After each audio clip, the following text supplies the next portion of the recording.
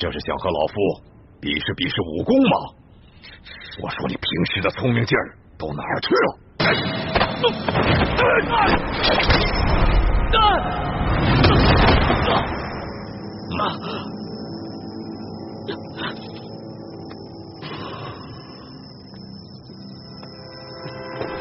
龙小弟，我来救你！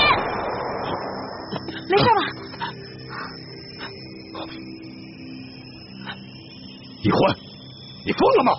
你这个月的大补丸不想要了吗？义父，对不起了，请恕干女儿要大义灭亲了。你别忘了，你哥哥和你都服下了老夫的大补丸。我告诉你，一旦毒发，你们会死得苦不堪言。鳌拜，咱们来做个交易吧，你放了皇上，我也求皇上放了你，怎么样？老夫真是看走了眼了。老夫原本以为你是一个聪明伶俐的丫头，没想到你这般幼稚。是的，鳌拜，你已经中了我的七步之道。如果你现在强行运功的话，你在7步之内就会毒发身亡。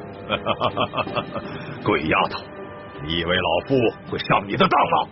就算老夫中了7步刀，也会在7步之内一样先毙了你们的命，让你们为老夫陪葬的。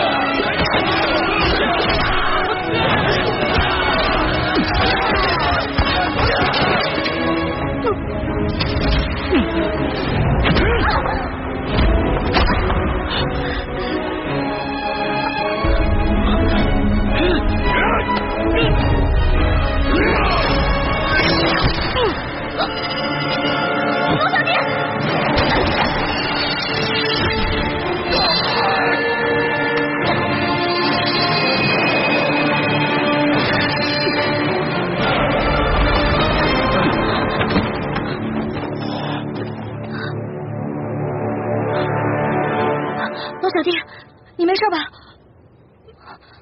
没事，慢点。没事，还好有你的金层背心。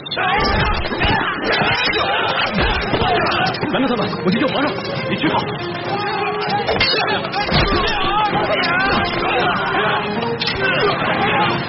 丫头，你把老夫的金蚕背心也给了皇上，看来你对皇上是动了真心了。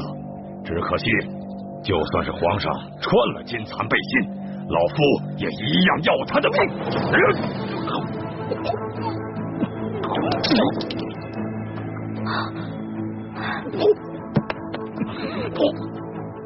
鳌拜，你果然与众不同啊！别人中了我的7步倒，只能走7步，没有想到你追了我们这么多步才倒，厉害啊！